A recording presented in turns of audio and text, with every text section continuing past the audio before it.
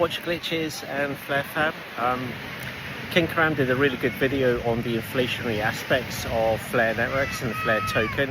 I thought it was great, but there's a couple of things that I wanted to respond to. So I think Karam gave the impression that delegation and staking are essentially locking supply of flare and countering the inflationary aspects of flare unlocks for, let's say, investors, so the vesting period, as well as the other inflationary elements of flare. I think the argument is sound, but the logic was incorrect. So let's go through this. Delegation and staking of flare networks. One of the benefits of delegating is that you receive rewards from delegating to validators who are providing time series data, and also reaching consensus of the transactions on the flare blockchain. Now, when you delegate, you're not locked in. That's one of the benefits of delegation. You wrap your flare and you delegate it to a validator. If you decide that you need to liquidate that position, you can unlock without any penalty. The only downside is you obviously stop receiving rewards, but there's no penalty there and you're not locked in. So let's be clear about that. The incentive to keep delegations is the rewards that you receive from them. It's not as if you're locked in a time contract and you can't liquidate those positions. You can. Now with staking, it's slightly different. Staking demands a minimum amount to be staked, 50,000 flare, and the minimum period is 2 weeks. The maximum period is contingent on the validator that you choose and how much time there's left in their staking period. Typically, it's like they begin for 365 days, I think, and then when you, over time, that amount reduces for how long you can stake with a particular validator or provider.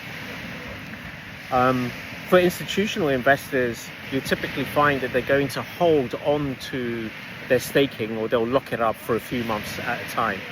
Very few of them, I think, lock it up for the whole year, let's say, or more than a few months, because they still want the flexibility of being able to either restake with a better, in quotes, validator, or to liquidate their position. But they don't want to do it shorter, like every 2 weeks. I think, for individuals, like 2 week staking period is fine. That gives you a lot of flexibility to restake with different validators, play around with the rewards that you can earn, which is fantastic. But for institutions, that's a bit of a headache. And there is the slight tiny risk that if you, let's say you pick a short staking period, like 2 weeks, and then you don't end up restaking in time. Let's say you go on holiday for a few days and you don't restake. That could be very awkward because you may miss one of the random lock periods that chooses the staking rewards. So for institutions who are looking for predictable rewards, which most of them are, they would probably pick staking periods of like 3, maybe 6 months. I don't know if they can. Certainly monthly, not every 2 weeks. But again, it's important to remember that it's not locked up forever.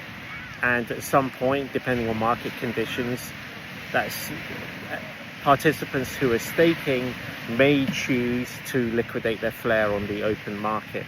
So the incentives are there for participants to hold flare, and that counters some of the inflationary aspects of flare, but it's not like they're concrete. They're not set in stone by any stretch.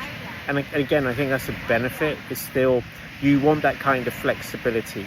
I mean, staking for a minimum period of a year or 2 years, to me, seems very TradFi-ish, right? I don't trust much, and I don't trust anything with assets for longer than a few months, including flare, right? You've got to just be honest about that. The thought of locking something up for 5 years to get a return just seems ridiculous to me.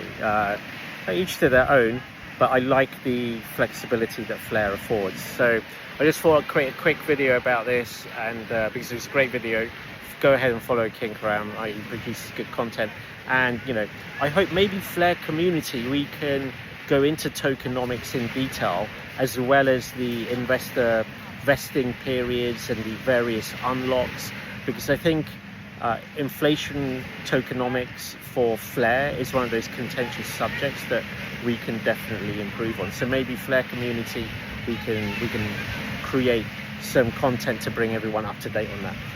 Thanks a lot, bitches, and Flare fam. Laters.